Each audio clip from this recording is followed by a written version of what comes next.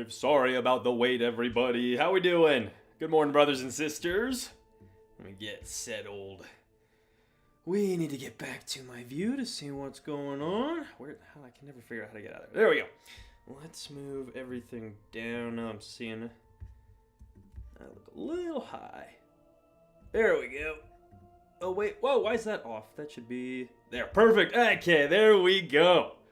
Good morning. How's everybody doing? What is up? It has been I guess it's only been 2 weeks. It feels like way longer to me. It feels like it's been forever since I've hung out with y'all. But Kevin, Fresh Bread, 55 on Tuesdays, Eberandus, Sebastian Batch. I don't know if I recognize that name.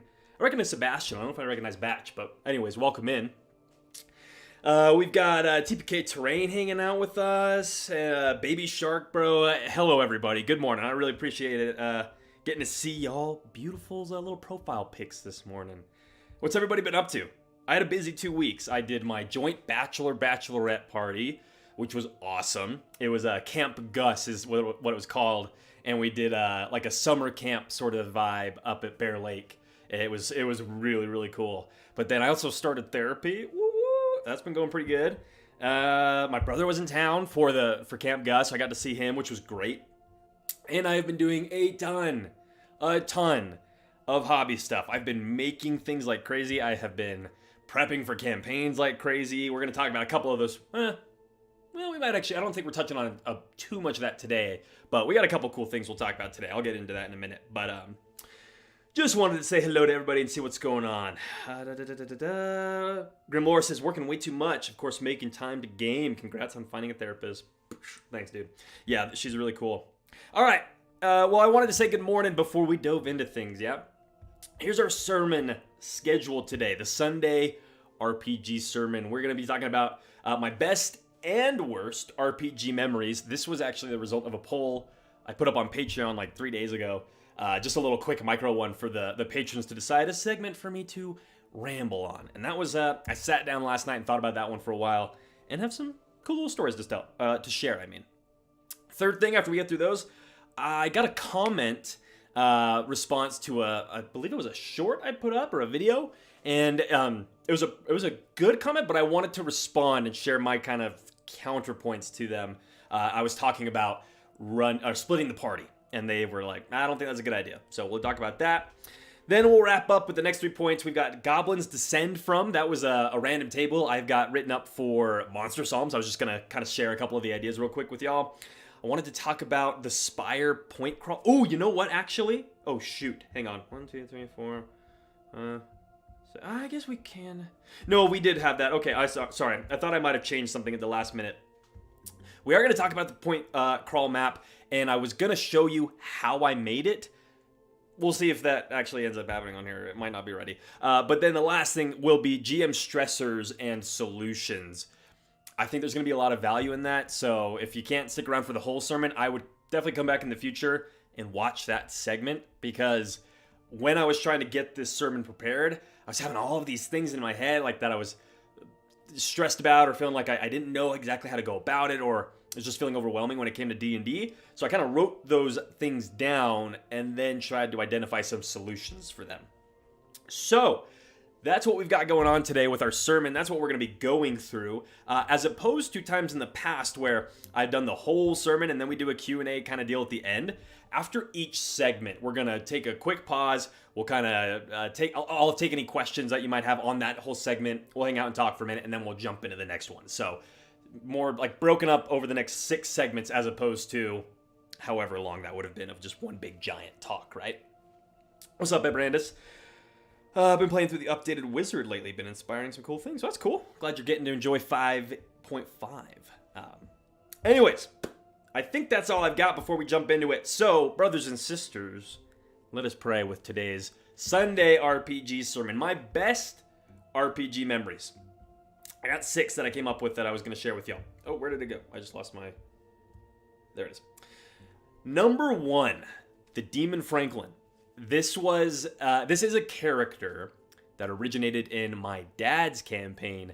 Oh man, this would have been probably like 8. No, it can't be. No, it could have been about 8 years ago. We started a campaign with a couple of his friends of his from college and a few of my friends from kind of growing up in high school. and we found an iron flask in one of our first sessions. And when we opened the flask and we rolled, I think we rolled to see what was on. I'm pretty sure we did, or it might have been pre-prepared. Either way, a demon burst out of the flask. I think it's definitely in the book. It's the one that has kind of like the dog face and the big crab claws. It's got like 4 arms, but this version, Franklin, had a wizard like fused to his chest, and that was like someone who had tried to get out of a deal or had a deal go bad with this. Was it a devil or a demon? Now I'm forgetting. I think it was a devil. Might have been no, it was a devil. But it was like no, it was a demon. Dad, I know you're in the chat. Grandfather Doom, let me know if he was a demon or a devil. I can't remember. But it was fused to his chest, and Franklin would draw power from this person who was just like, just this husk of a human in this demon. It was so cool. And it was fun enough getting introduced to Franklin. And my dad roleplayed him really funny. He gave him like he's just really mean. He was just smart and mean to us. Anytime we talked to him, he'd try to make us feel bad or things like that. And it was hilarious. I really enjoyed it. He was a demon, a Glabrezu? That's what it was. Okay, thank you, TPK3. But yeah, so Franklin was a Glabrezu. But what ended up happening over the course of several weeks of play is we kept opening this flask to use Franklin as basically a get out of jail free card. And my dad started kind of paying attention to some of the things we were doing and the way we were interacting with Franklin, and basically set us up that we harmed Franklin directly, which my dad had cleverly kind of let us know several sessions earlier. Like, I think we'd even asked Franklin, what would cause you to get out of the iron flask? What would cause you to be free? And in some amount of words, he basically said, if you directly harm me, if any of you harm me. And through some clever wordplay, basically, he got that to happen, and Franklin was set free in the world. And through some shenanigans, I think on our end, we managed to escape. Of course, right? Of course, we didn't die. But Franklin was running amok in the world, and now he has made his way into my setting. And Franklin is now he was causing some problems for my players before. I've got some campaigns coming up that he's going to exist in, and the reason that that's one of my favorite RPG memories is not because I have necessarily like a specific like encounter with Franklin that I thought was like really, really fun. More just that this character, I've spent so much time with them as a player, they've now made it into my world as a GM, which I think is really cool. And it's a character from my dad's campaign, so that's always fun. Classic Franklin behavior. Yeah, Brandon, exactly. The second thing that is one of my favorite RPG memories was my Gen Con one-shot. I've already told you about the time I went to Gen Con with my dad and brother a couple years ago, but I didn't tell you about a one-shot I ran there. It wasn't even during the day, like the actual event of Gen Con. I think we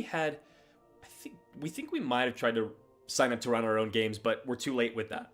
So I ended up instead just running a hotel game with a couple random guys that we'd seen down in the hotel kitchen area the morning before, and agreed to do a session that night. And I was going to run it for them. And so I prepped this really crazy one-shot about what was it? It was they were on a ship. I'm trying to remember the name of the pirate captain. I was trying to remember. I was hoping it would jump to my mind, but it didn't. But it was basically there was this sea, and legend says any ship who tried to sail across it was basically pulled down by the anchors of this dead pirate captain. And how that happens is these ghostly anchors like shoot up out of the water, affix around the ship, and kind of like a kraken's tentacles crush it, pull it down into the water. But the session wasn't on the ship when let me clarify. The session wasn't on the ship for most of the session. It was there at the very beginning, because that is where I had, like, when the anchors jumped up or came up out of the water and grabbed the ship and started pulling it down. That is where the session started. So all of these players were getting pulled down at the bottom of the ocean in their ship. It kind of shattered across the seafloor, and then they had to go in and fight whoever this pirate captain was. And his lair was made out of all of these wrecked ships that he had pulled down into the water.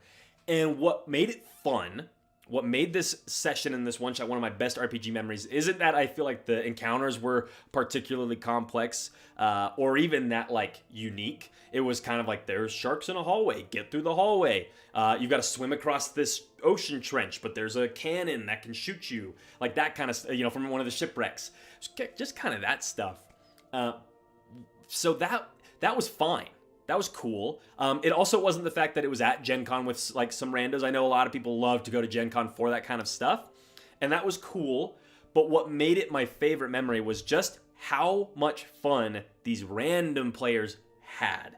How much fun they had with my style of GMing, which is really all about just making you and your character feel like the coolest possible person in as many moments as I can. When you're doing cool stuff, when you're having your successful rolls, I love playing it up and describing how your character succeeds. Unless you do that. If the player likes to do that, great. But I find most of the time they don't. So I kind of take it upon myself to really build up the character's successes.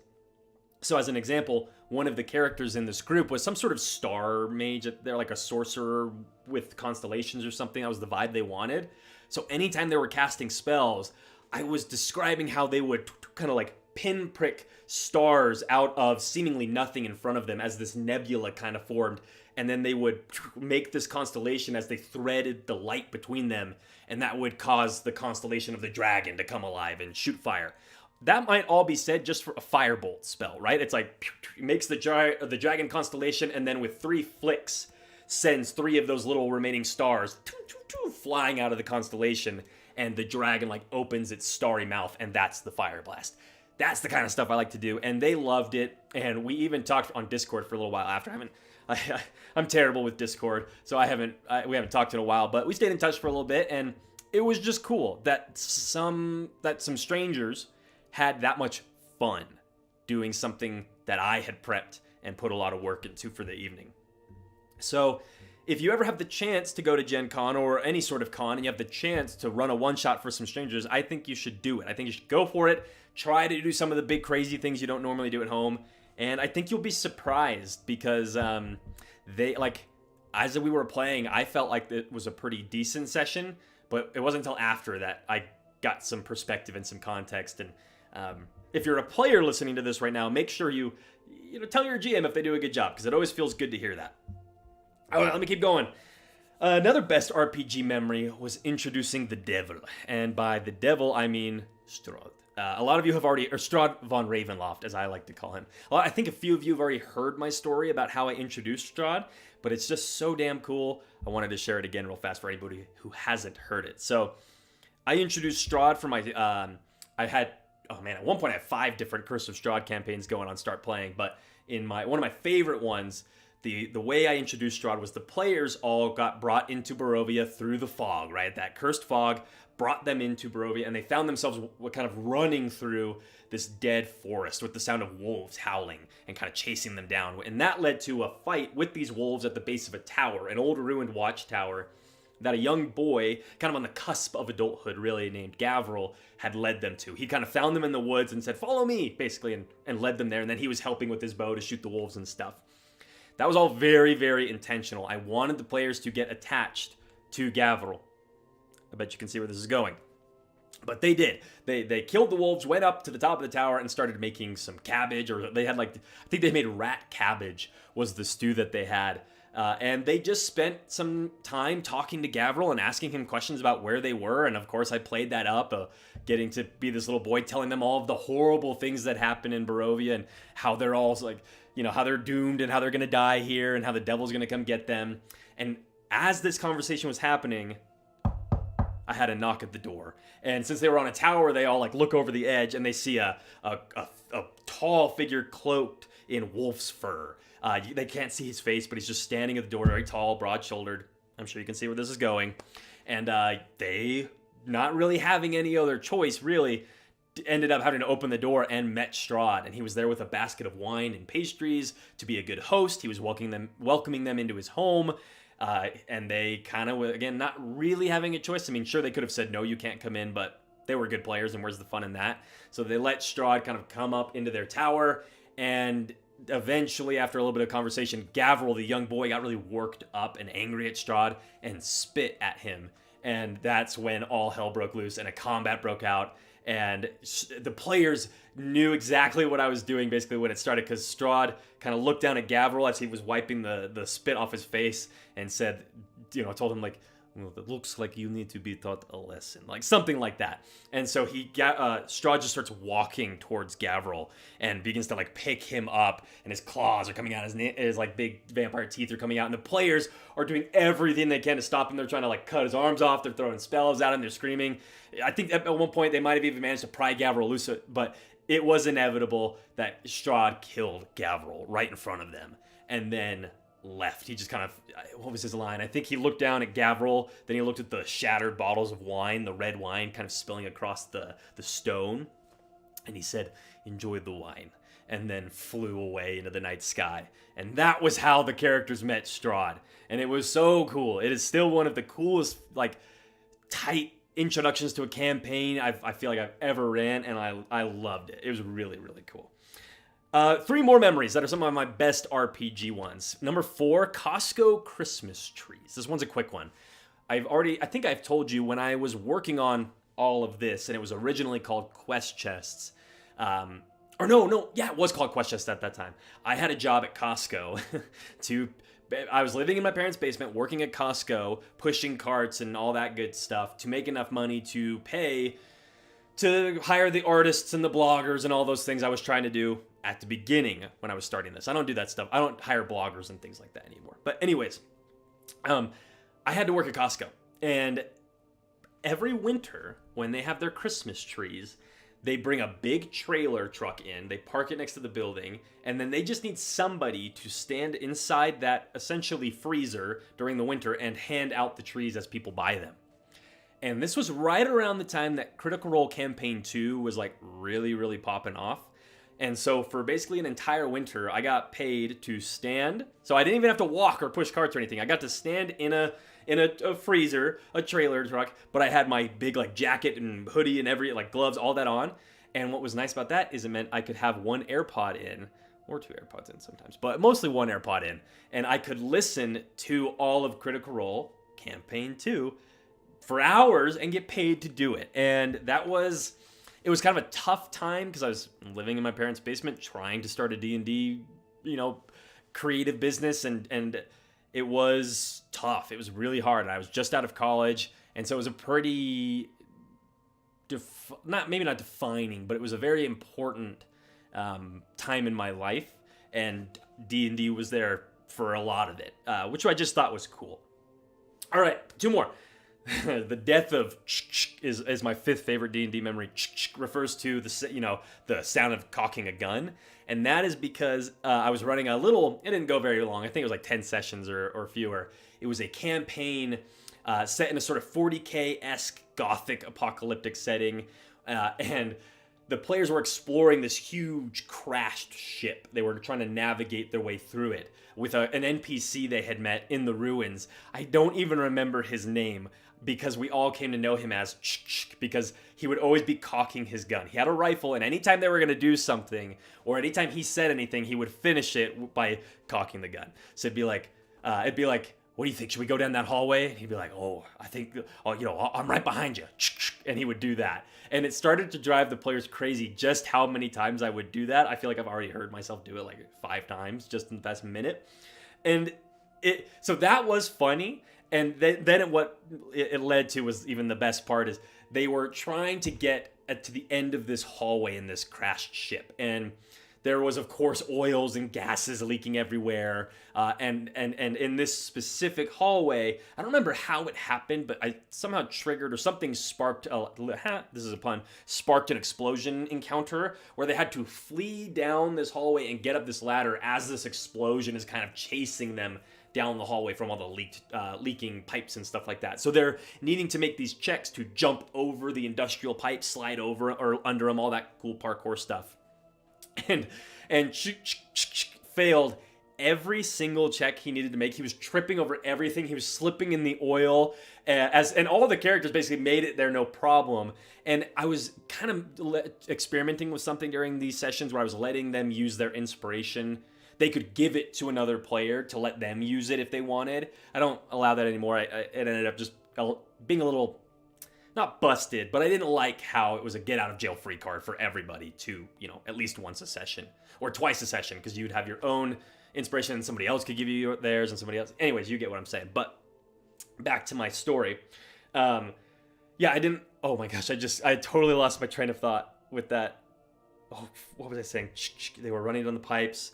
He was tripping the play. Oh yeah, the players had made all of their saves and had inspiration left. So they were watching, running towards them, just covered in oil, getting like slamming his head into pipes and all those types of things. And we were all laughing so hard because we hated him, but the players didn't want him to die.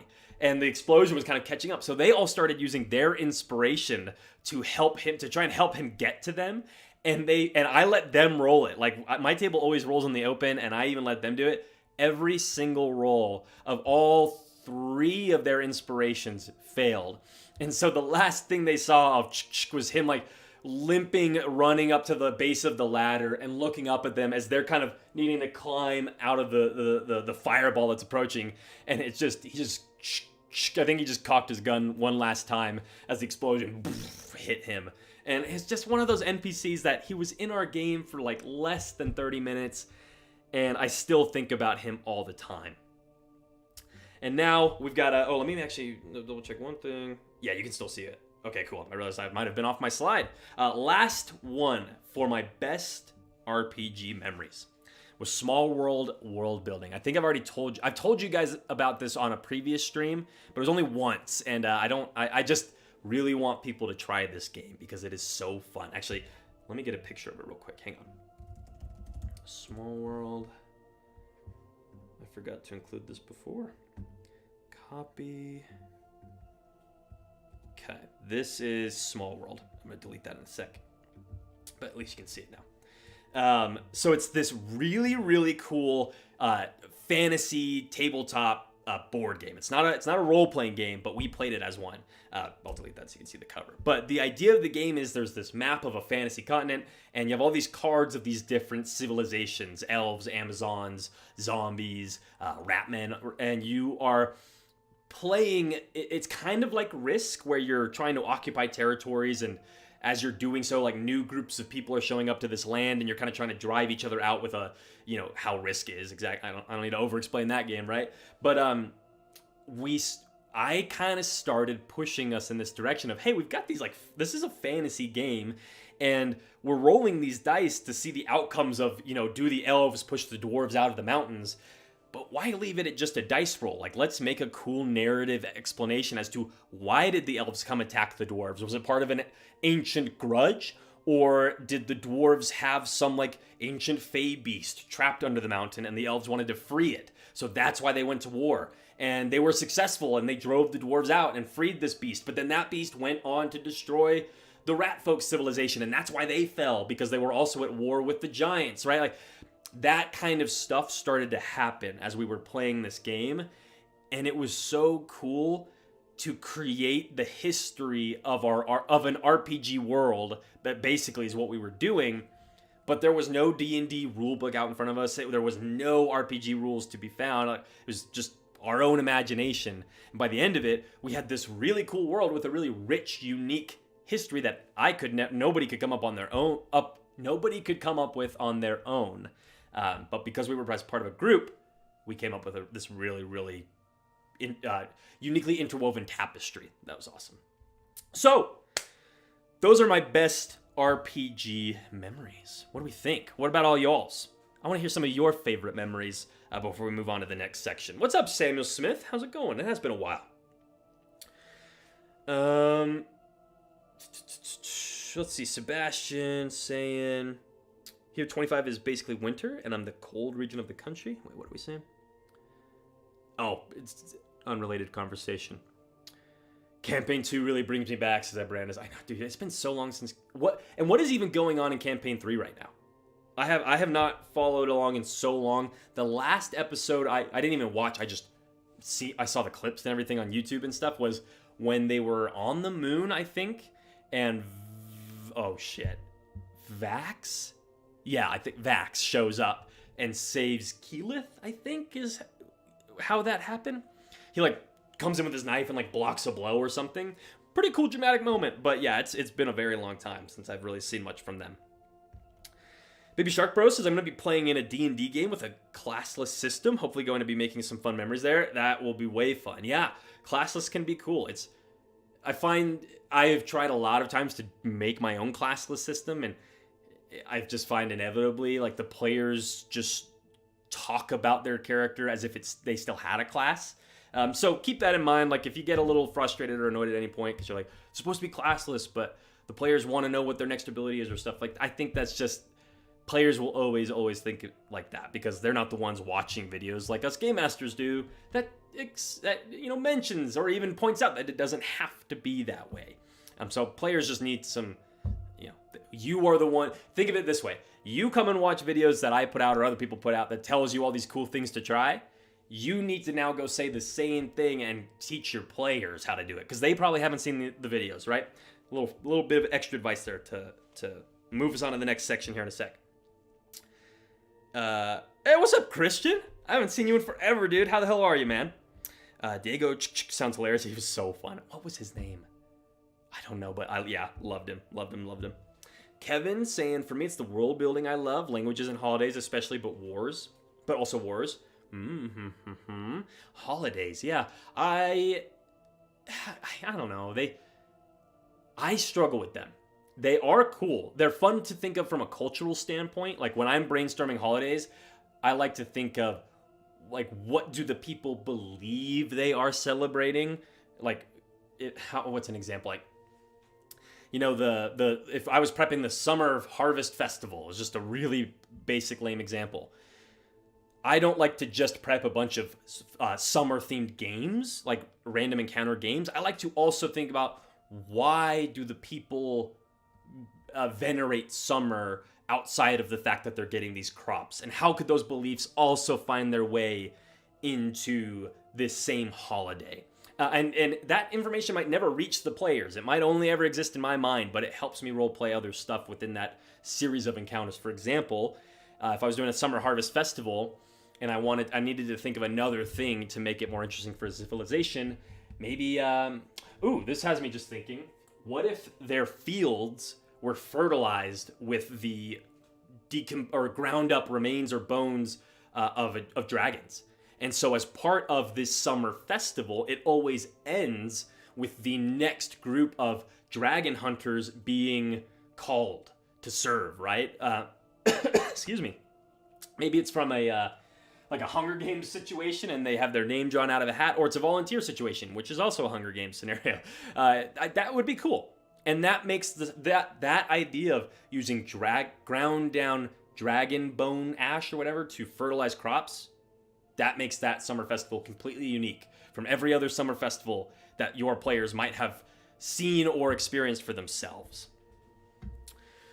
Okay, anything else before we jump on? Am I seeing questions? Oh, Christian says, I had a group of kobolds that worshipped a copper wormling, and they all spoke with his lisp in the act of worship. Oh, that's great. Nice. That's so good. Cool. Okay, let's move on. Let's do my worst RPG memories. A bit of a shorter list. Number 1 for my worst RPG memories was the BBG auto win. This was back in college at Utah State University. So this was probably in like 2017, 2018, somewhere around that. I had picked up the Dungeons & Dragons Lost Mines of Phandelver starter box and had prepped the adventure to run for a few of my friends that were in my fraternity or in the sororities or whatever. And the day came to run it, and what had I prepped? I had prepped for the first encounter to be the big bad guy who was some like decked out version of the Spider King, or was that what he's called in Spider King? The Black Spider. It was some decked out version of the Black Spider who, through some ridiculous, I'm sure, means of coincidences and encounters, ran into the party and proceeded to beat the living shit out of them and then make them feel bad before leaving. And I have bared the shame of that encounter for my entire GMing life.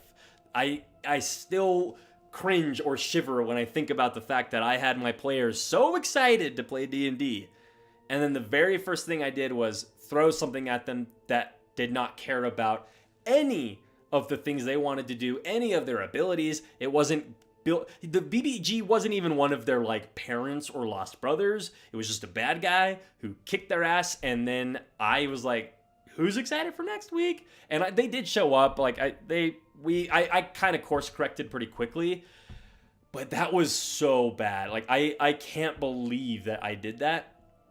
I don't know why I didn't realize at the time how stupid that is. Like, why? Like, it's a game. Why would you invite your friends to come play a game where there's no other outcome except that you win?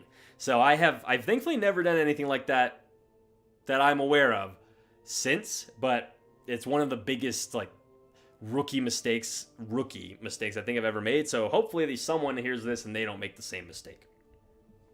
My second worst RPG memory, the Airlock Massacre. This was also a Gen Con memory. It was a randomly hosted session that a very kind gentleman had agreed to was putting on for us. And the description in this person's defense sounded really cool. The idea was we were playing the role of essentially space truckers. We had these garbage truck-like spaceships or semi-truck-like spaceships that we were flying across the cosmos, and there were all these kinds of crazy things that could happen to you along the way because there was there's like planetary wars going on, and there were aliens, and there were space pirates, all these things that were like, that sounds so cool. Like, it basically sounded like the Alien RPG or the Alien movie. You're like stuck on this ship with something horrible, except you're just some random trucker dude with a gun instead of a soldier.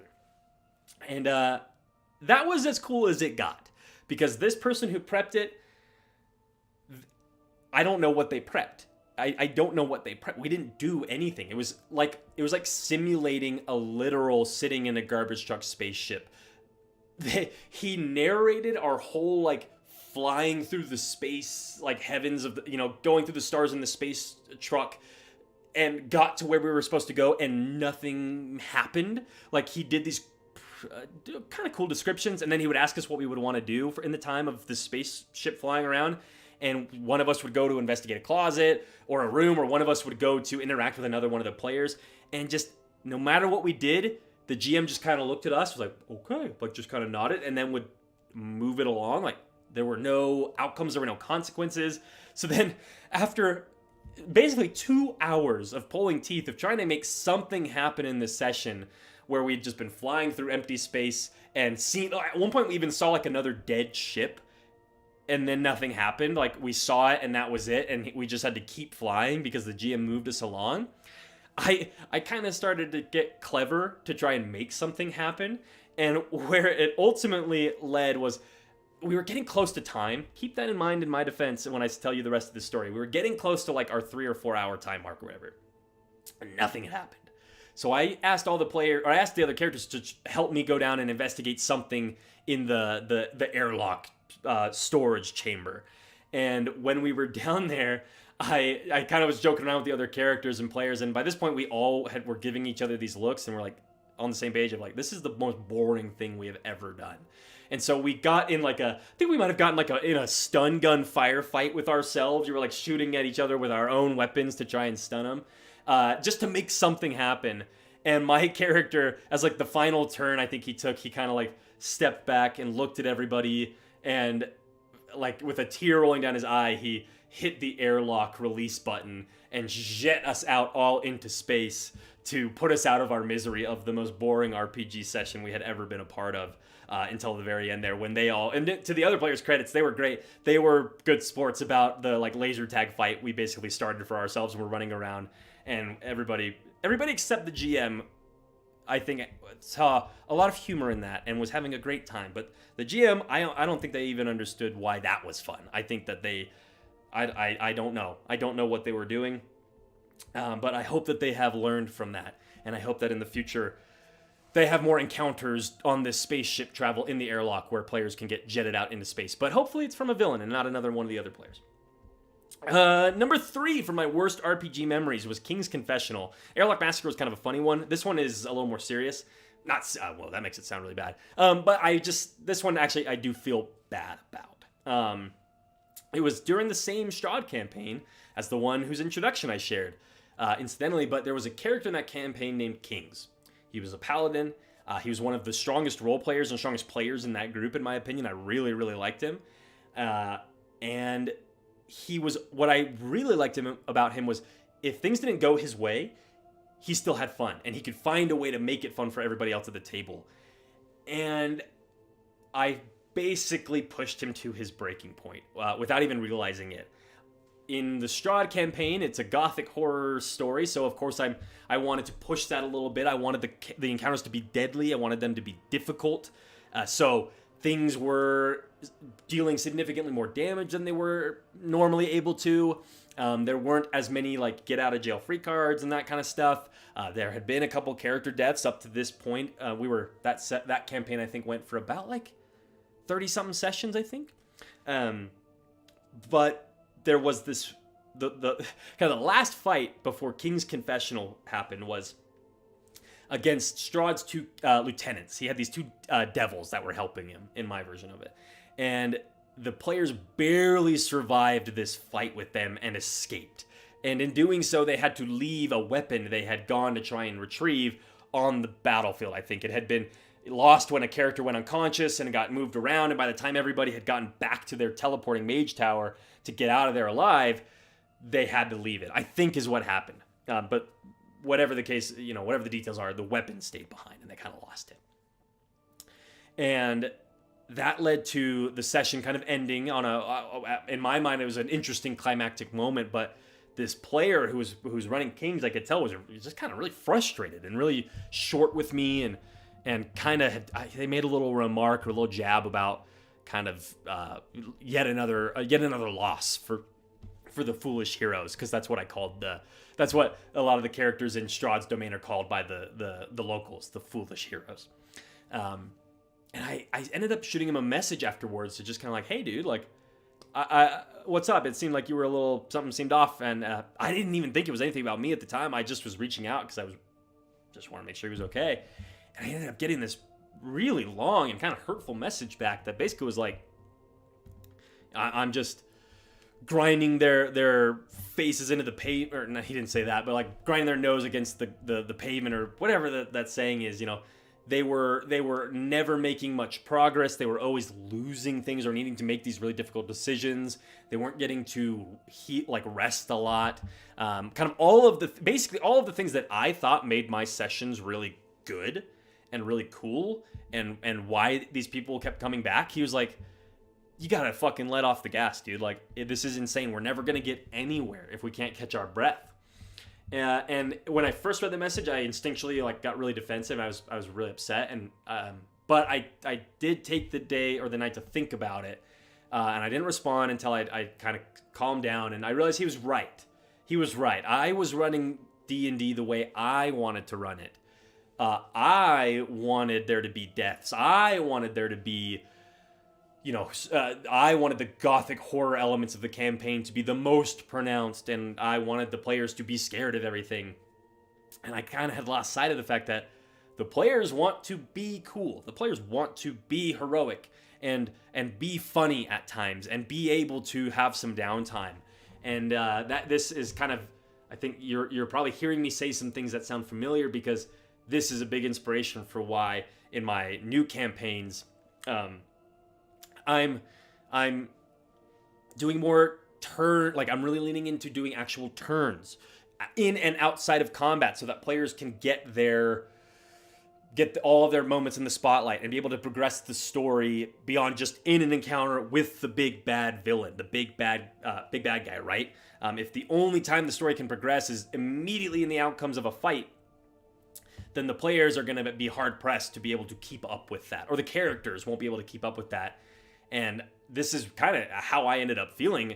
He helped me kind of realize this. I was feeling very impatient as the GM. I was like, come on, let's get to the good part. Let's get to the good part. And then getting frustrated that my players weren't moving through it all fast enough, and I didn't even realize it wasn't stuff they really wanted to do. So the moral of that kind of silly story is take a step back sometimes, look at your campaign holistically, and if you haven't, ask your players what they want to do. I know that's the dumbest, most obvious advice to be offering, but I think we all watch these session zero videos and we hear that advice of like, ask your players what they want to do. And we think that like, well, that's duh. But then do we actually do it? Because in my case, sometimes I have, but other times I'm like, well, I know what's fun. So I assume that I know what they would say. It's like, well, if it's such an obvious question and like, you know, I know what sounds fun. Like, do I really need to answer it or ask it? Or can I ask it a later time or something like that? And then the question never gets asked and you end up doing what I did, which is you just run your campaign the way you want to run it. So, okay. Last thing that I wanted to share in my worst RPG memories was writing this list. This experience kind of was the suckiest part of this whole sermon, and I almost didn't even do this segment because as I was writing this, I was having a difficult time not only coming up with worst RPG memories, because I thankfully haven't had too many bad ones, but I also wasn't really able to come up with a lot of good ones. My dad has ran campaigns that I've been in for a long time. We've had lots of great encounters. I've ran lots of campaigns and ran fun encounters. And there have been countless moments where I have been like in tears because I'm laughing so hard. But when I tried to like think about my D&D specifically, the games that I've ran, not the ones that I've played in, like I didn't have a lot of memories jumping to mind. And that really bummed me out because it made me realize like, or it has me thinking, I don't play enough. All I do is think about D&D. Ironically, I don't even talk about D&D enough anymore. Like, which is something I'm kind of working on and getting back into a groove of more content and stuff like that. But I just think about D&D. I need to actually play more D&D. I've started making some stuff, which has been good. I've been showing that off. But this lack of more than less than 6 really awesome memories jumping to my mind when I think about D&D and actually being at the table and playing it, the fact that that didn't really happen for me that's a bad sign, and that needs to be fixed. So I'm gonna be playing a lot more in the next couple months because I'm start playing campaigns, and B, I just want to try like some solo skirmish games or try some some co-op role-playing games with Aaron, Mother Doom, and branch out of the 5-person group D&D session because hopefully that'll give me some more memories I can share in the future, and hopefully they won't be some of my worst. But yeah, that's that segment.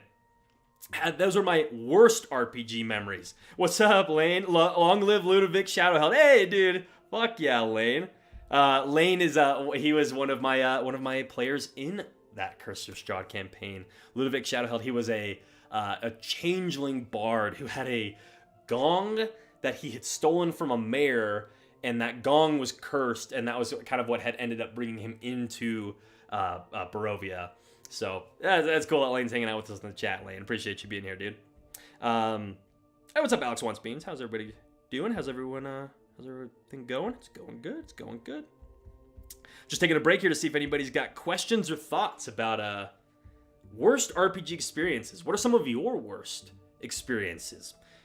I tried to avoid just doing a straight up, Nightmare GM story because there's so many of those. I tried to pick a couple more unique instances in RPGs where things can be a little obnoxious or challenging, but oh yeah, we're the crabs for the oh, Lane, sorry, dude.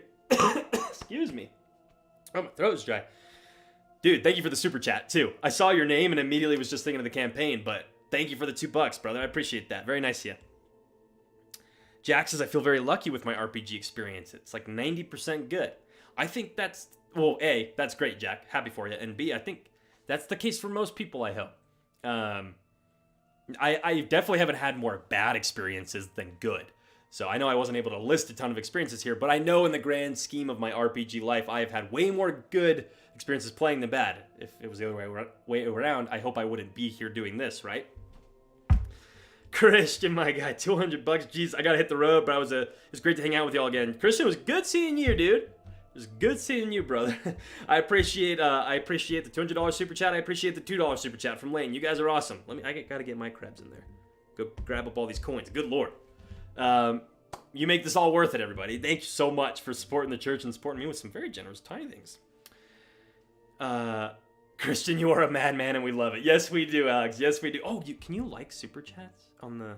Oh, he already did. Okay, so I was seeing in the top left of the chat, it was like someone else had thumbs up it. I thought, that's cool that you can like them.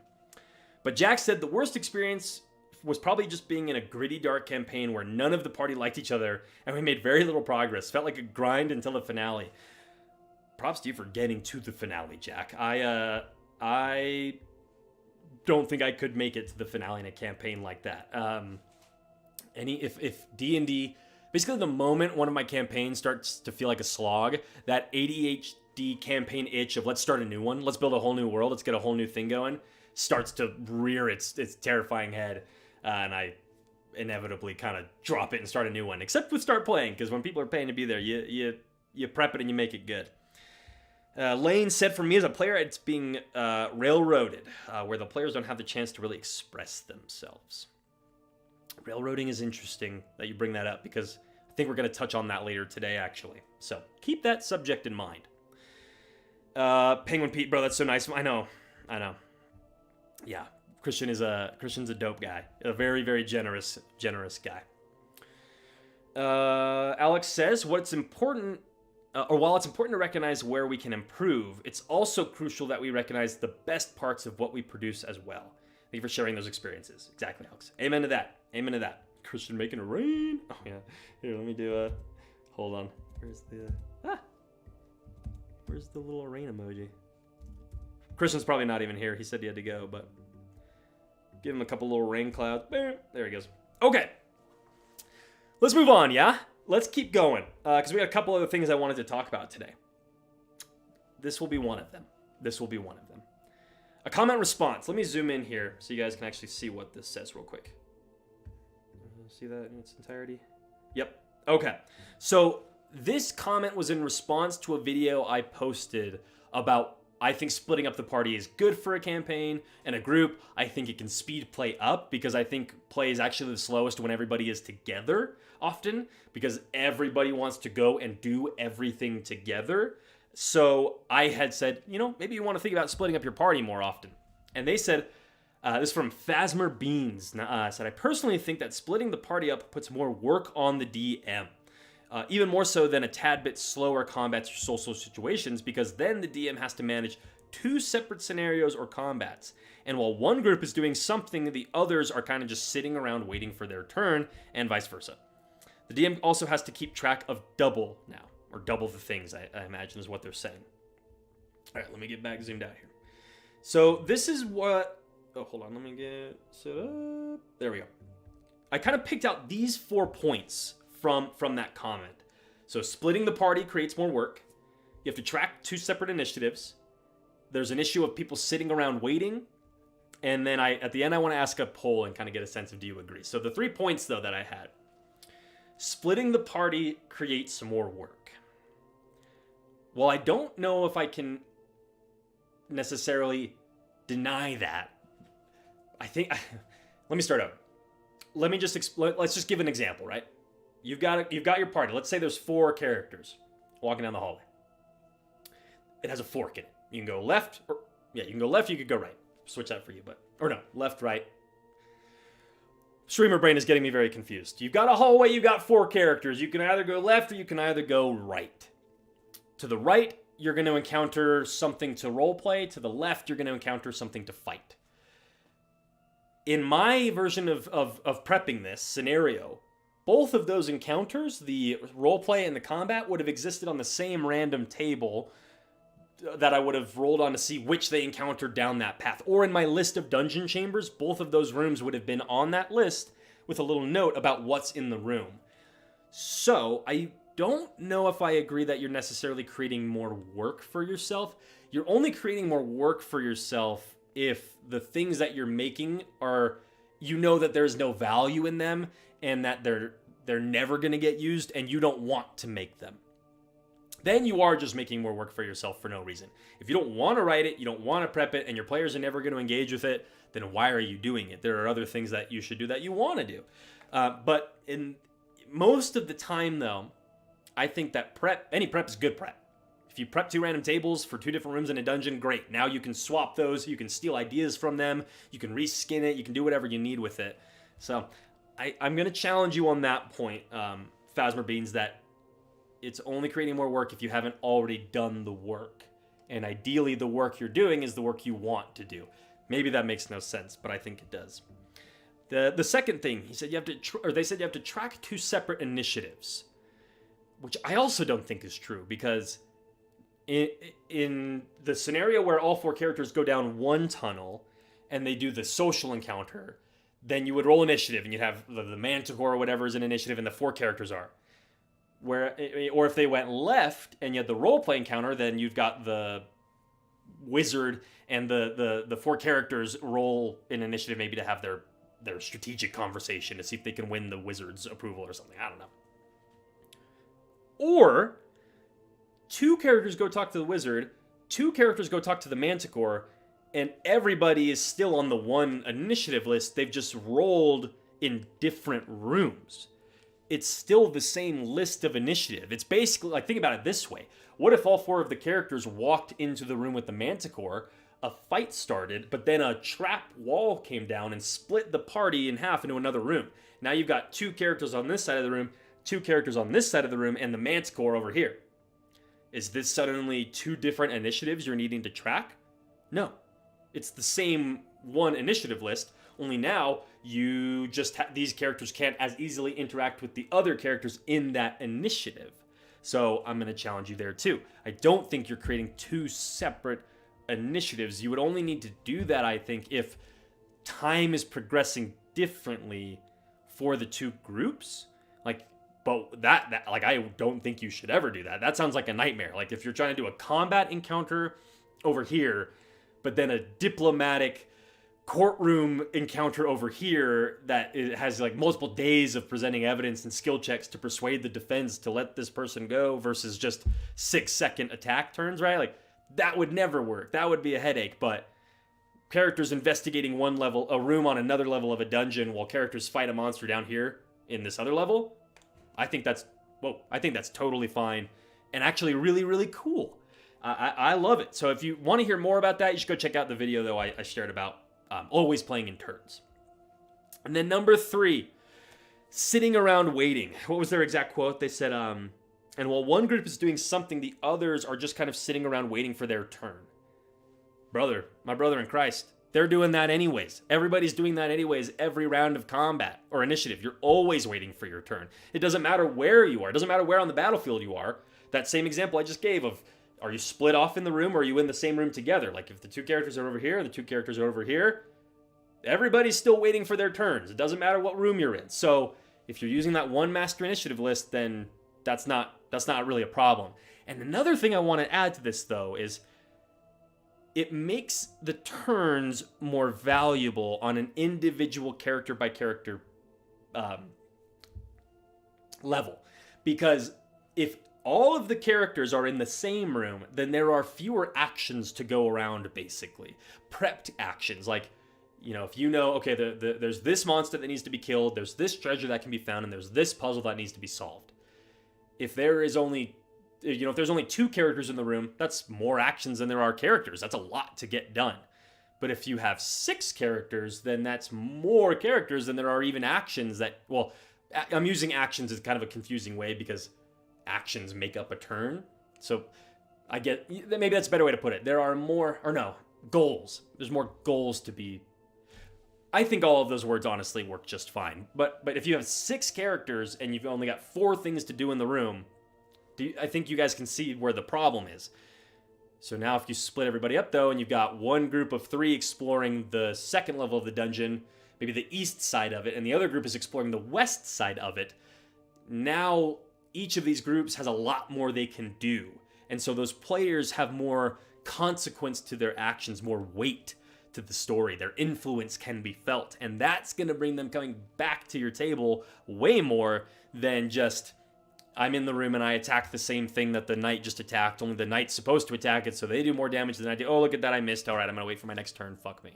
Right? Like, that's an exaggeration, but we don't want that to happen. Like, and that does happen quite often, or at least players feel like that happened. So, I would say always playing in turns and splitting the party can make for, I'm not saying it's the best way you should play, or that it's better than playing in groups, or that I just think it's something we all should be more open to. I think this idea of like, boo, hiss, boo, like never split up the party. That is just, it's kind of like toddlerish in my mind. It's like, why?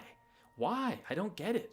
I don't really know what the arguments are outside of, like, I did my best to address these ones, but I don't really get the argument to it. The only point that I've really heard that I think is like pretty valid is, well, when you stay together, you have a better chance of surviving. So splitting up is a death sentence.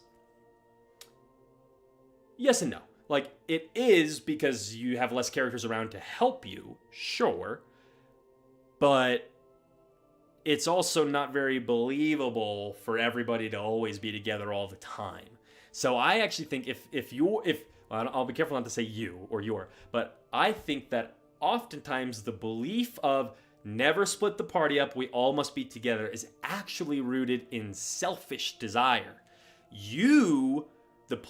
I just did it. I even know I wasn't going to. That player doesn't want their character to die. They're scared of their character dying. So they want to keep everybody around so that they can soak up the damage. Intentionally? Are they doing this out of spite? Are they evil? Are they, no, of course not. I don't think they even, I'm talking out of my ass here too. Also, just keep that in mind. But I think they don't even realize they're doing it. But everybody knows that when other people are around, you can get healing potions. There's other things for the monsters to fight. There's, it's the distraction. So it ups your survival. So subconsciously and instinctually, I think a lot of people, that's just the conclusion they come to. Keep the party together. It's going to make us survive longer. You're right.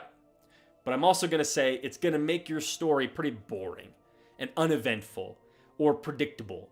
Everybody goes into the dungeon at the same time. Everybody attacks at the same time. Everybody goes left down the hallway. Everybody does this, There's not a lot of variety there. And the world is so big. There's so much to explore that your GM is preparing.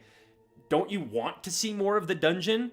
I see it as like a fog of war type deal where it's like better to have 2 groups of 3 moving through a dungeon and lighting up that fog of war so you can see all the cool shit than one really focused light that's just creeping like a spotlight creeping through this dungeon and you only ever get to see a little bit of it. Okay? One last thing I want to add on to this is oh shit, I just had it and I knew I was going to forget it. Oh, what was it going to be? Crap. We were talking about fog of war, spotlight, having other people in the dungeon with you. Oh crap. Shoot. It was going to be a good one. It was on something earlier. If it comes back to me, I'll share it. But yeah, those are all my points for my thoughts on splitting the party. So, I just remembered what it was. Okay, I also think that a lot of people, when they hear split the party, they're like, well, now I can't interact with those characters anymore. Like, well, and I like those characters. I want to be able to play with them. I totally agree. I want you to play with everybody at the table too. I want you to interact with those characters. But do you see, and I'm talking like as if this is how I would actually say it. I've never said this to a player, but it's like, do you see and interact with people in your life every single day? Even your spouse or the people you live with. Do you spend every waking moment with them? Of course not. That's crazy. That's stalker behavior. That's like weird. So in D&D, it's like normalize. It's funny to use that word, but we need to normalize splitting the party.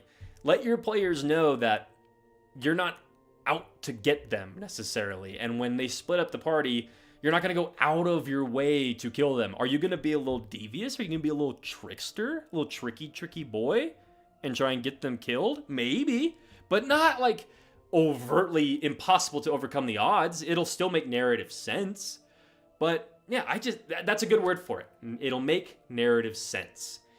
And don't be selfish. Let your party split up and see what that does to your game. Maybe you won't like it, and then you can just never do it again. But let's do a little poll here, yeah? Hey, 55 on Tuesday. Hit it and split it. Thank you for the hit it. It's so funny, because yeah, thank you for the $10. That's really, really generous of you, 55. Thank you. We've got our wedding is coming up in 5 weeks, so that's crazy that I'm gonna be married in 5 weeks. But all this is, going into that wedding fund. So thank you very much. Okay, let me get this poll up, and then we'll talk. We can have kind of our open discussion here. Wait. Add, start a poll. You should, or what would the poll be? Let's do splitting the party is ... Always a good idea. Never a good idea. Neither good nor bad idea. There we go. Okay, let's see what y'all want to say with that poll. And check out these messages. Okay. The Penguin Pete, right after our very generous super chat from 55, that I think it's up to the DM to give time to each group when split. Otherwise, you spend too much time on one person for the whole session. Okay, Penguin Pete, you're right. You are absolutely right. If you focus on one person, they'll be in the spotlight the whole time and everybody else isn't going to like you. That's why you always play in turns. APIT. Go watch that video. Always playing in turns means every player, or, ergo, every group is getting their time in the spotlight. Nobody's hogging it up. And you can move between scenes very easily by keeping everybody in that same initiative. Things don't get too crazy out of control, and everybody goes home smiling and happy. Zyrax said, I once ran Axholm from DOIP with the party split. It was really interesting as the party had just received 2 sending stones, so they both went their separate ways and kept the stone as an emergency call. Oh, cool.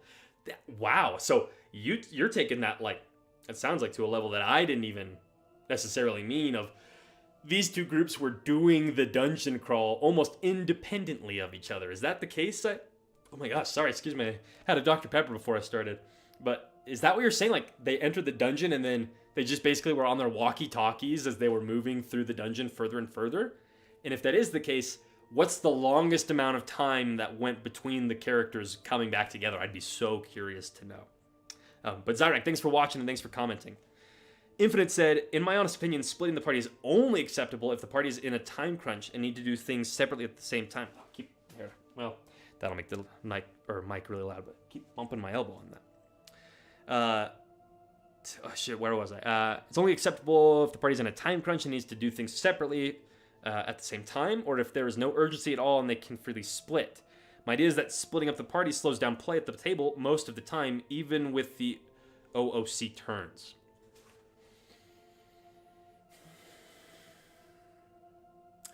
I'm trying to think of...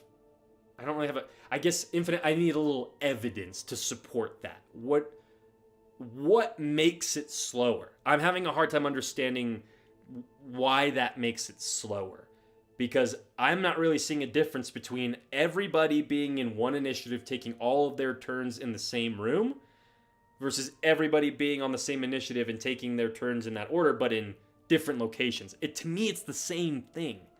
It can't be argued that, yes, as the GM, you have a little more taxing creative... You have a bigger creative tax on your brain during the session. You have to be able to be thinking about these 2 different environments. So if that's difficult for you, or if that's just not something your brain can do, and I don't mean that in a bad way, like there are plenty of things that I'm like, yeah, I can't. My brain doesn't work that way. I just don't do it. Then that's fine. That's fine. I just wanted to share what's working for me. Sebastian, yes, split the party. Nothing bad will happen to you. It's like that meme. It's like you seem pretty bummed. No. Or he's like, you seem pretty psyched. No, I'm bummed. That's what that makes me think of. All right. So let's see. What have we done so far? We did my best RPG memories, my worst RPG memories, a comment response. Okay, let's do Goblins to Send From. I'm going to jump into this list real... Or I'm sorry, no. Zyrek just responded and I didn't give him enough time. Zyrek said, yes, one group clearly... Infinite replied. He said, what makes it slower is I've been playing with all new players in both the game I DM and the game I play as a PC. Okay. Well, Infinite. That's good clarification then. So, is the problem the initiative? Or is the problem that you just have newish players? And what do you think... Sorry, what the heck was that? I got like a beard here. What do you think would be better for the health of your game and table? Continuing to reinforce to your players that the way we play RPGs... Oh my gosh, I bumped... Here, hold on. Does this still look good? Yeah. So if you can keep reinforcing the idea to these new players that we always have to keep things together and we always have to be in this strict initiative order that can only happen when we're all in this one room, and if you leave, you're suddenly no longer part of this game or this combat or even the game, right? It's like as soon as a player leaves a combat initiative, what happens? We all are just like, oh, we'll get back to you. We'll come back to you. You know, just wait until the combat's over. Why? Why not let them keep playing? Why not let them roll or generate some random character that then is somewhere in the dungeon one level lower and hears this ruckus all of a sudden, and now they can do a little, on their turn, they have to make a dex save to avoid the trap that they're running to get past to reach that sound. I just made that up right now. Like, that's what we do. That's what a game master does. You make up these random little things to accommodate the unpredictable decisions that your players make. It's kind of like, I don't know, sometimes it seems like when you propose an alternative, a way to do something to GMs, they're like, well, how could I possibly do that? I don't know what that is. I haven't done it that way before. I'm not ready. My brother in Christ, you're never ready. Every session you're doing things you've never done before because the players are always trying new things. So that's just fear, right? In the previous example, we talked about how, I'm on the wrong, let me go up. So I'm on at least the right side, or slide. We talked about how not splitting up the party can be like a selfish thing. It is also rooted in fear. And I think that's what, the fear is what causes you to be selfish, I think.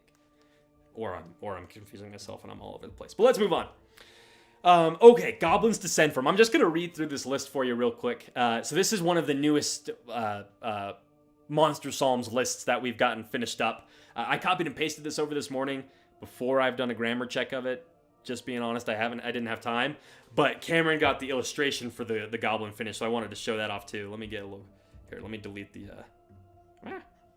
Ungroup. I'll delete the urchin real quick so you can... come on.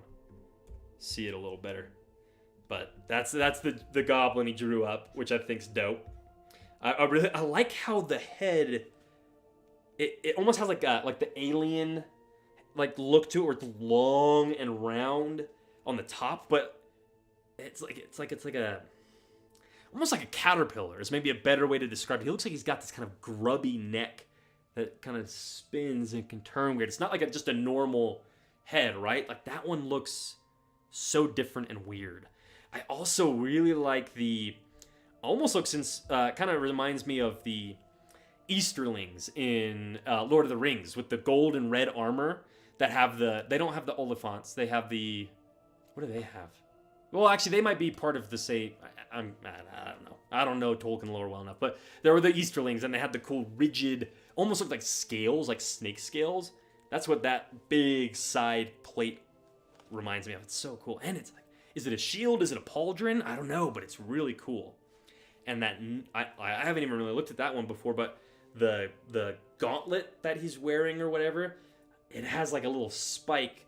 It almost looks like it's made so that he can just ball up his hand in a fist and just spike people's heads. So he doesn't even have to be holding a dagger. His armor is the weapon. That's really cool. So check out that illustration while I read through this D6 list real quick. Whoa, too far. Too far in. There we go. Okay, so the Goblin Descends From, or the Goblin is said to be a tribe of blighted gnomes who ate a forbidden mushroom found growing only in deep chasms beneath the Faerun. Sorry, I'm realizing. Let me give you some context. This list is to give you ideas on what goblins are. Like, where do they come from? How did they come to exist in your world? You know, like the owlbear, according to 5e lore, if you want to use that, was the result of an experiment. That's how they came into existence. So what about all the other cool things? Like, how did the first one come to be? It's an interesting question that players, I don't think, ask very often, but it can be cool to be able to share that information with them. So that's what this list is to give you alternatives to goblins as to where they come from, instead of just, they've always been here, or like, they were just made by a creator, the creator goblin god, right? That can be a little lame. Next one, goblins descend from inattentive parents whose children get lost, combing the woods for small beasts to trap and torture. This was just like Michael Myers, the that serial killer movie. I don't know which one it is in, or if honestly if it even happens in one of the movies. I just think I remember hearing that Michael Myers as a boy would like capture rats and he would he'd kill them or whatever, he'd torture them. I thought, well, goblins have a reputation of being little nasty, little evil things when they aren't, causing mischief in a cobbler's workshop or whatever, right? If they're not a 5e, that's not fair of me. I shouldn't throw 5e under the bus like that. If they aren't a high fantasy, everything is happy, woohoo, beautiful goblin, then that felt way more appropriate to me. That felt like, they're just these like kids who are literally torturing animals. They're like serial killers that never grow up. Whoa, like weird, creepy. And then the idea that they form these little wild tribes, and that's what a goblin tribe is. It's just a bunch of lost children, essentially, who like to make things hurt. That sounds like a goblin tribe to me. One more. Goblins descend from infant boys mistaken for girls, who are then devoured by hags, only to be regurgitated and left to die in the nearest cave or well.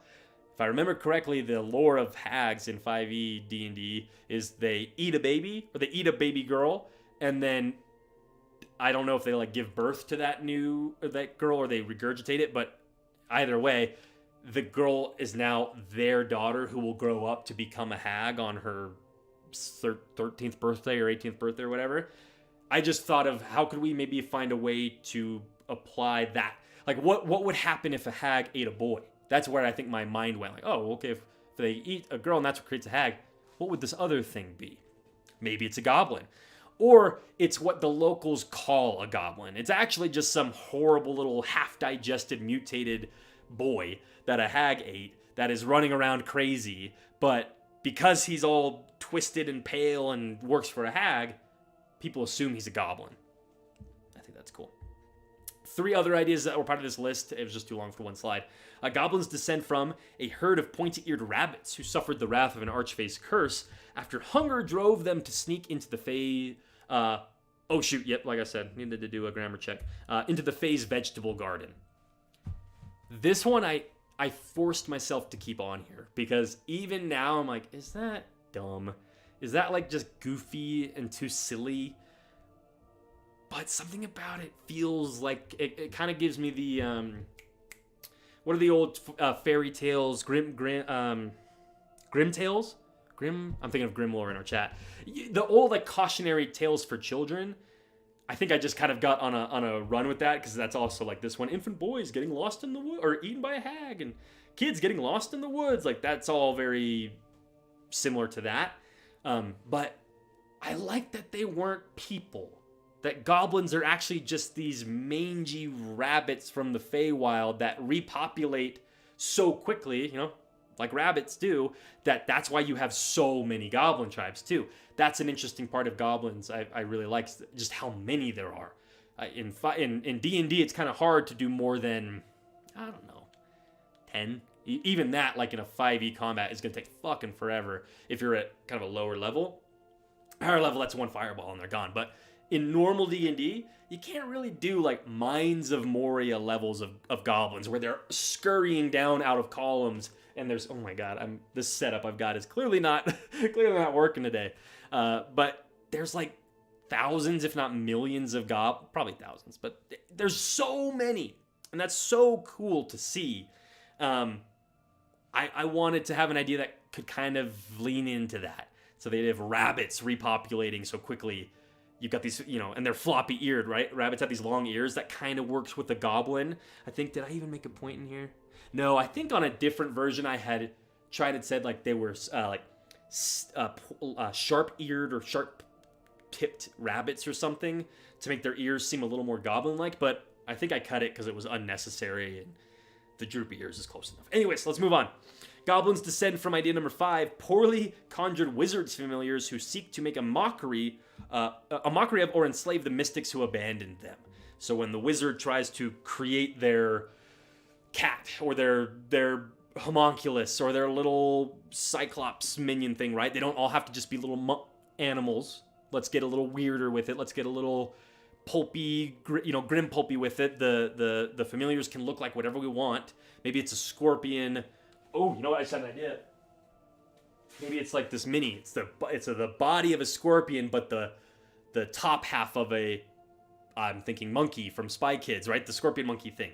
What if that was one of your like wizard's homunculuses? Wouldn't that be the coolest thing if you got the Spy Kids scorpion monkey instead of just a monkey? So cool. Anyways, coming back to what we were talking about, the idea is that when a wizard like botches the ritual or it gets interrupted or just they get one that they don't like, they can cast it off.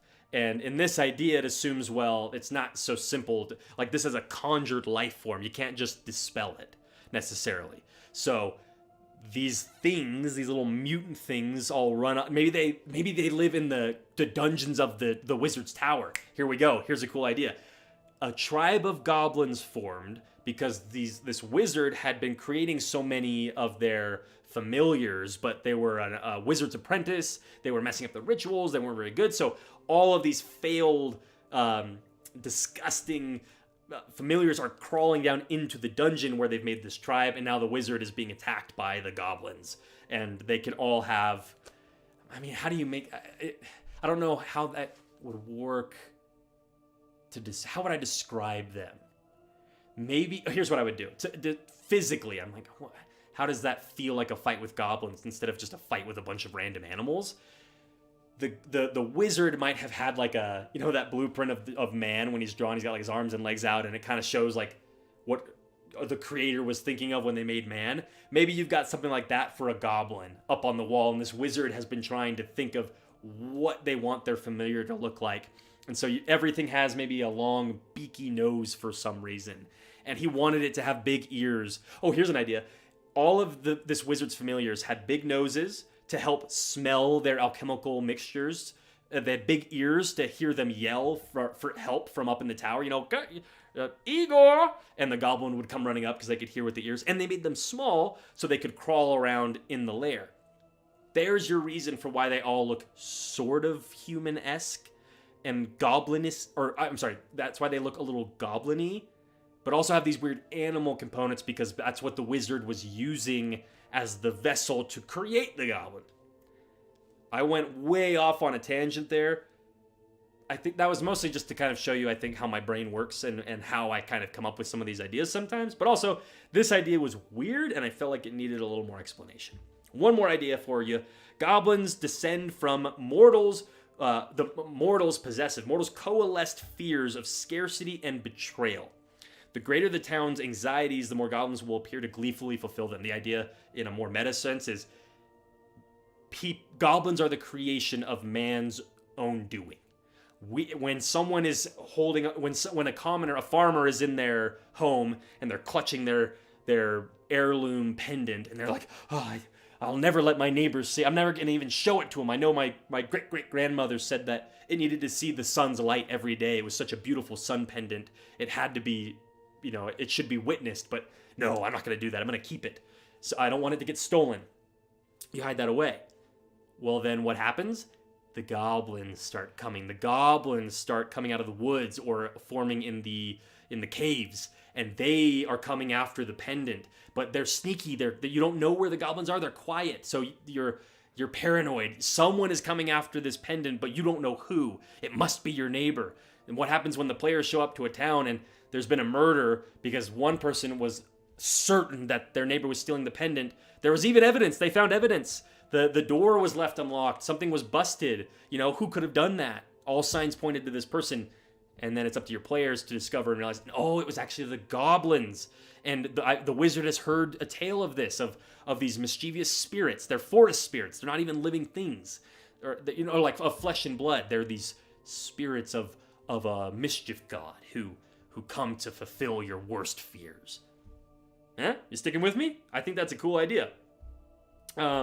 So that was just one of the lists for the goblin that I finished. I wanted to kind of toss in some Monster Psalms updates and stuff as we move along with the sermon in the church over the weeks. But what did we think? Oh my God. Let's see. Let's jump into chat and see what everybody thought here. Lord of the Flies, goblin style, exactly TPK terrain. I actually think, it's funny you said that. There was another idea I wrote somewhere, I think that was just like straight up.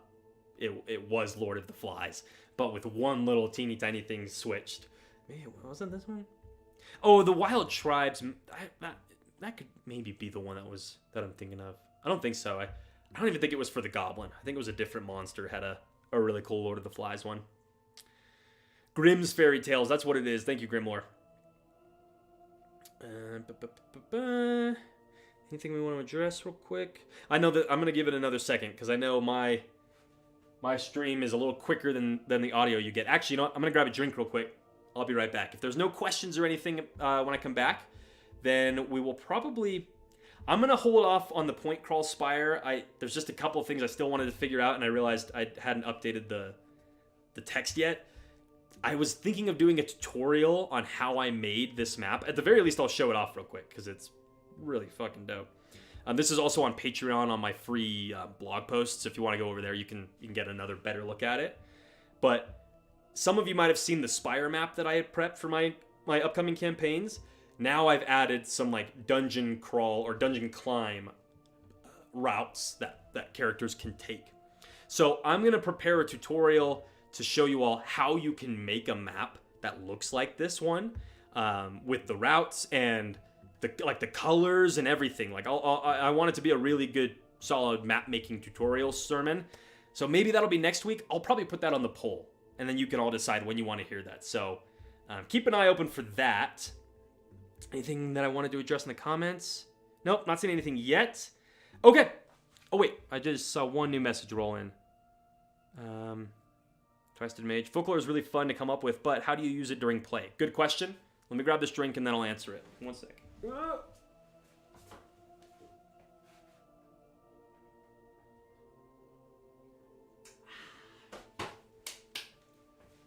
All right. So the question from Twice Dead Mage was, folklore is really fun to come up with, but how do you use it during play? I can't say, I don't have one way. So instead, let's do this exercise. Let's come up with at least a D4 list of ways to use folklore. I might use folklore this is an easy one that probably most of you thought of, in the tavern. It's a good thing for downtime role play. Like the example I gave about the goblins being responsible for the murder, that is a role play encounter to start with, because the players have to learn from somebody that there was a murder, and this person in the tavern believes it was the farmer, but this person, maybe a traveler from the outside, even a bounty hunter. That's an interesting NPC to introduce. The bounty hunter is like, nah, in my day, I've seen a man of that size break through a door before, and he would have left more splinters. It had to have been someone smaller, more compact, right? Like, whoa, that's interesting. Your players are hearing these contradicting beliefs from two different characters in the world about what was the cause of this murder. Who do we believe and why? That's one way that I might use some folklore. And the folklore is like, I guess that was a bad example of specific folklore. I don't know. That's kind of up to you in the moment to come up with about the region you're in and the cultural beliefs and stuff, but having NPCs talk about or argue over that folklore is cool. You could do, the players need to investigate the root cause of some folklore. Maybe the wizard wants to get to the bottom or wants to know the truth about the legends of the lady in the lake. Who is she? What is she? Why is she there? How did she get there? What is this sword? How do I get it? Is it cursed? How do you get it back here? Can she move to a different lake? Has she always been in this lake? Like, all of those questions could be what the wizard wants to know, and now your players are not only getting to have conversations with the wizard about what they think the answers might be, but they're being sent on adventures to go get the answers. So there's that. Folklore is really fun to come up with. How do you use it during play? We need 2 more examples. Has anybody got one? If you got one, drop it in the chat. How else might I use folklore? I mean, it can inspire character options.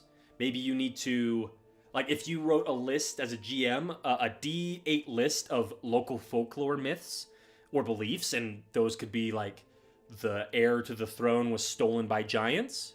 You know, I just had an idea, actually. If that was the first thing you put on there, people of the area believe the king's heir was stolen by giants, then a player might sit down and think, oh, I want to play a character who grew up with giants, but I'm not the heir. Or I am the heir's brother and I'm out looking for him and I know he was captured by giants. And so now as the GM, you're getting to prep this cool story of this character to go on to find their stolen lost brother. And maybe it wasn't the giants, they're being framed by the dragons. And that's all rooted in folklore. It's rooted, or not like, to a certain degree, you know? The first step of this campaign was rolling on a folklore myth table. One more idea for you here.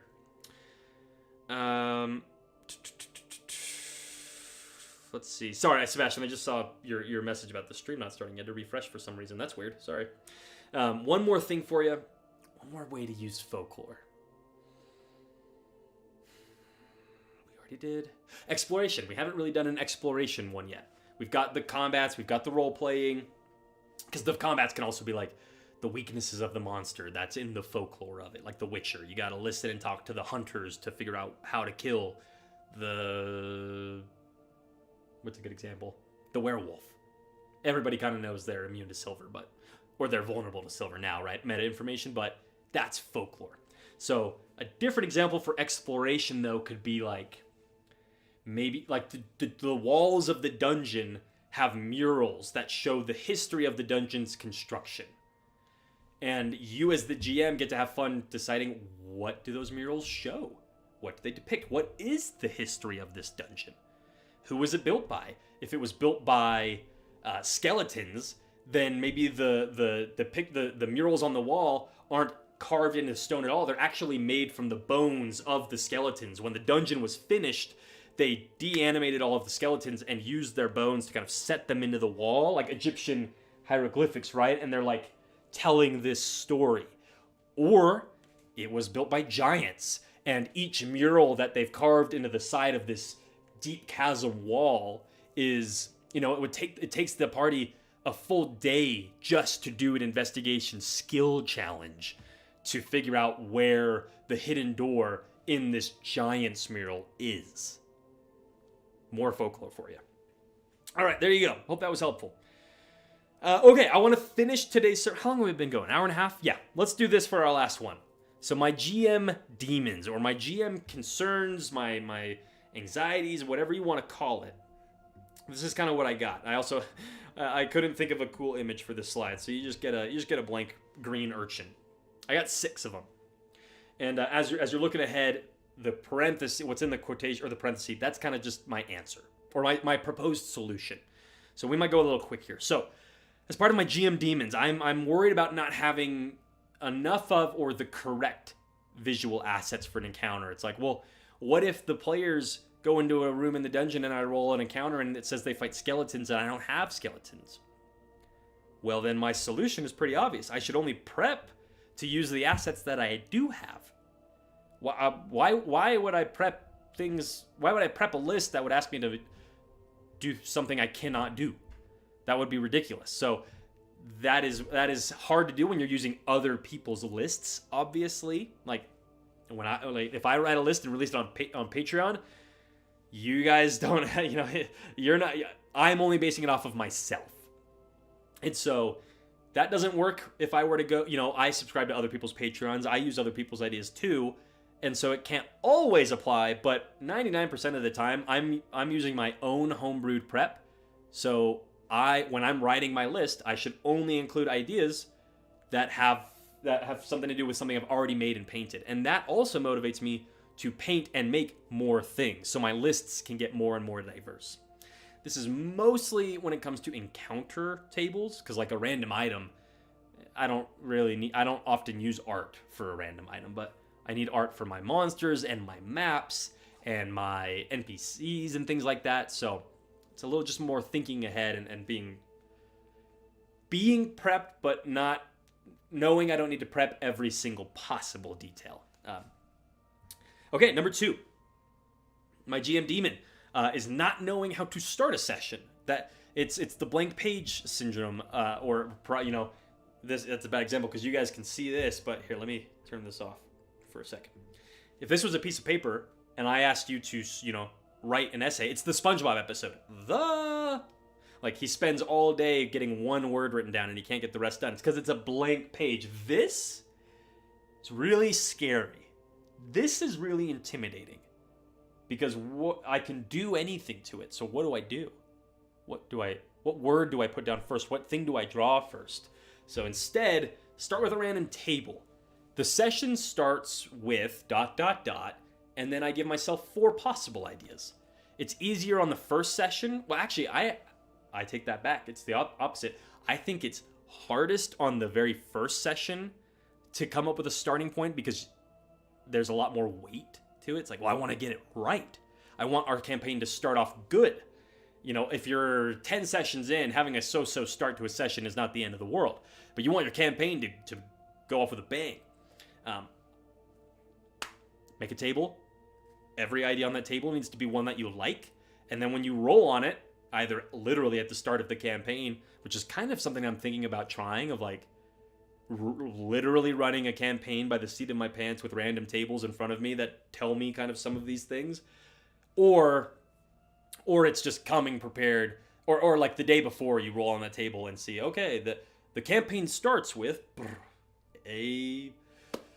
I'm trying to think of what's a cool example of a way you could start a campaign if I were to make a list. Maybe I'll just do a random one just for the hell of it. The campaign starts with the players walking down a road, in parentheses, that could accidentally take them into the Feywild. Whoa, very interesting start to the campaign. Could take it in a complete 180 from maybe what the players are expecting.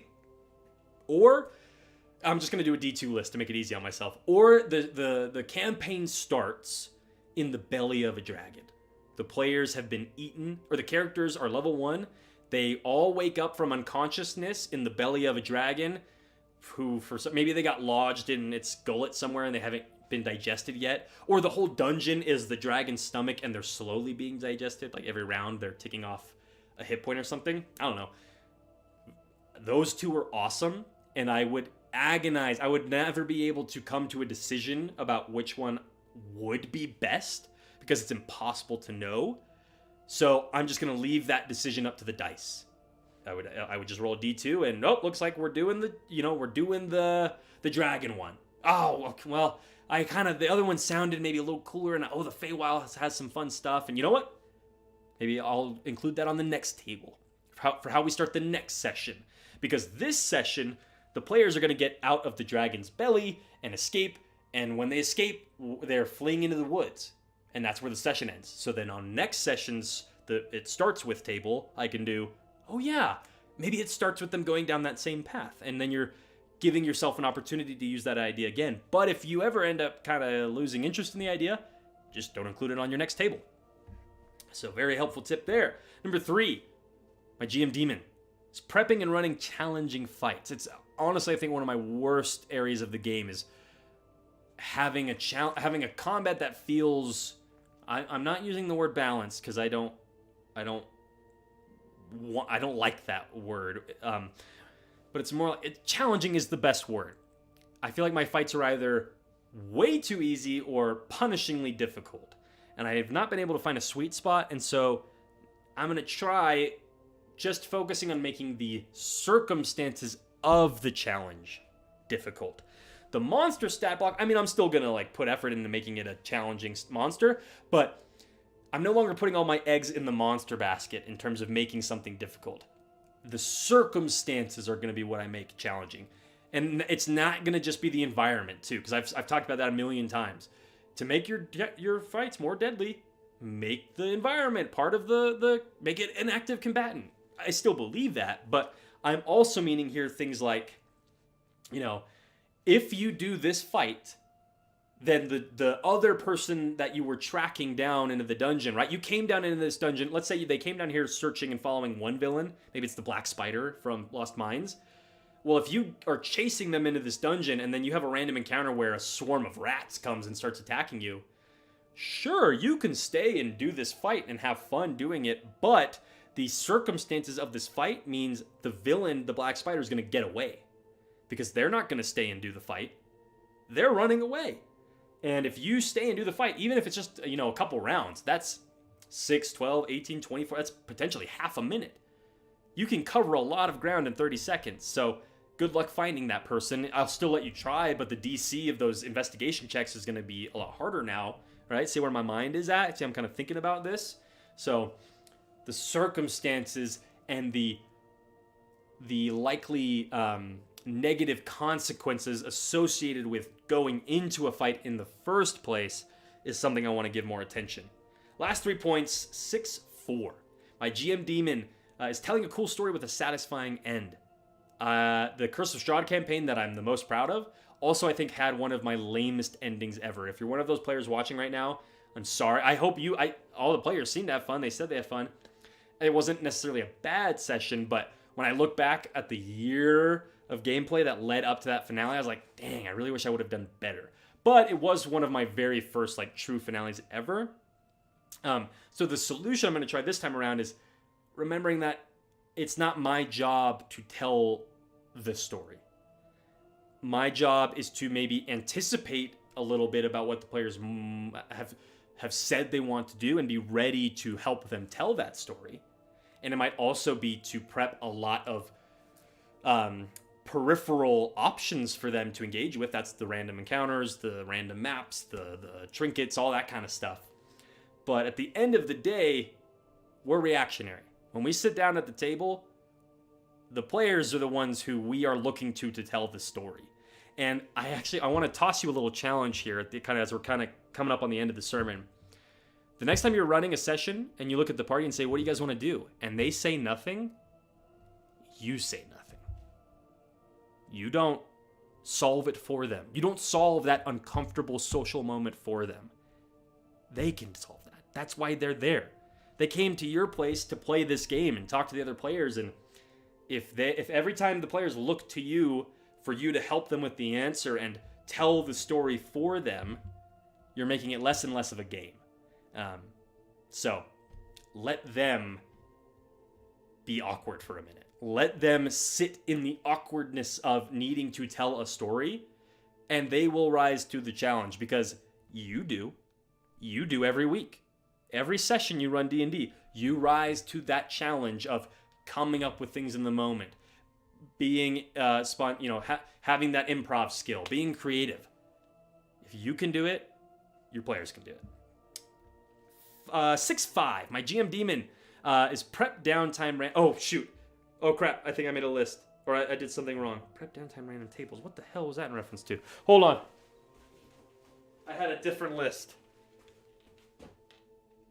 What the? Oh, wait, what the hell? How did I get to the... I have no idea why that random 5 is on there. I miscounted my points when I was getting ready this morning. That one shouldn't actually be there. It's actually this 6.6. I think I meant to cut it down to a 6.4 or a 4-point list, but this last one was building an entire world or a setting is incredibly intimidating. I already have started tackling this by doing the Spire, the vertical map, the platformer side-scroller that I've talked about. You can go watch other videos about that.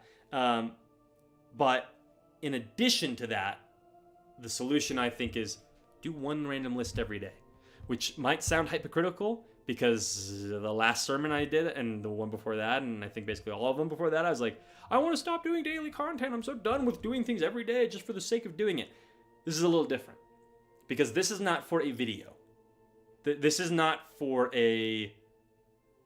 The purpose behind this is not because I was told I have to. The purpose behind doing this every day is I really like world building, but it's overwhelming when you try and do it all in one day. So how do you build a church? Brick by brick, day by day, right? So how do you build your world? List by list, day by day. One random list every day to help you have more options. And what do those lists look like? I mean, you should go back and look at some of my content to get an idea of kind of how I approach lists, but this is the best example on this particular slide. My random lists have a title that the way it is written leads directly into the text to help me write it. Goblins descend from ... For one is a tribe of blighted gnomes who ate a forbidden mushroom, right? So writing it in that way, also the tone, the voice of the words is also like in game.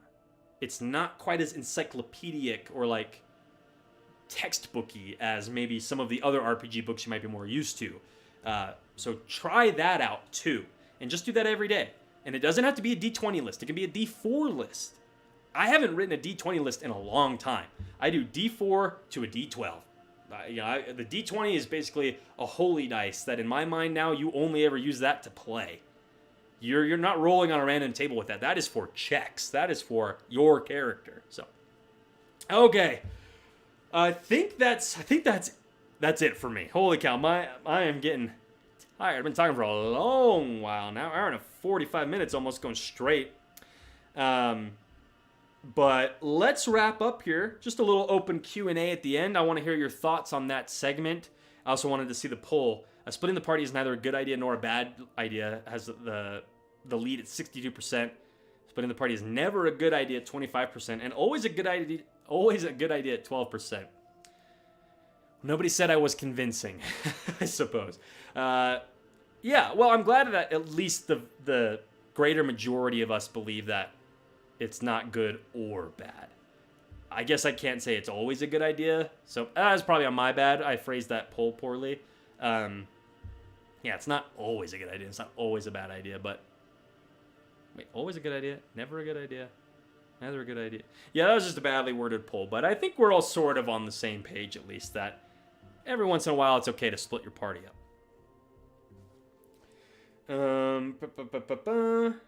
Infinite, I don't agree on 6-1. It's a very limited mindset. You should prep what the story needs and your creative tells you to, no matter what props and minis you have. Really feel the 6-4 myself. Okay, he said, disagree with 6-1. If you don't have the visual assets, you use the assets you have. He said, okay, I see what you're saying. You're saying I'm limiting myself by only prepping what I have at my disposal. I think you're right. I agree. That is a limiting mindset. But at least right now, I'm aware. I'm making the decision regardless of that fact. I know that's limiting, but I like using miniatures and having really good looking maps and things in my sessions. So it's so important to me that I would rather have that than not have it and not really play as often. Like, I just have a hard time sitting down and running a session with kind of crappy looking props, even if everybody else has fun. To me, I'm like, sure, it was cool. Like, you might have had fun, but it didn't look as good as it could have. So I am kind of putting this forced artificial rule on myself to encourage just making more things. But I think you make a great point, Infinite. By no means am I saying the only D&D you can run is one that has visual assets. If it was flipped the other way around, and if I was like saying my GM demon is that I feel overwhelmed using any asset. Like if I use one visual asset, I have to have all of them. I guess that's what I'm kind of saying, right? If I had to take the opposite approach to that and say I can use no assets, I don't want to use any assets, that's the demon, or I have access to no assets is the demon, then my solution? If you didn't want to make them, because they're like, well, just draw on a piece of paper. But if you don't want to draw, and you don't want to, let's just say you don't want to spend money to buy it, and you're just like, I want to run D&D with no visual reference at all whatsoever. What would my quick solution to that be?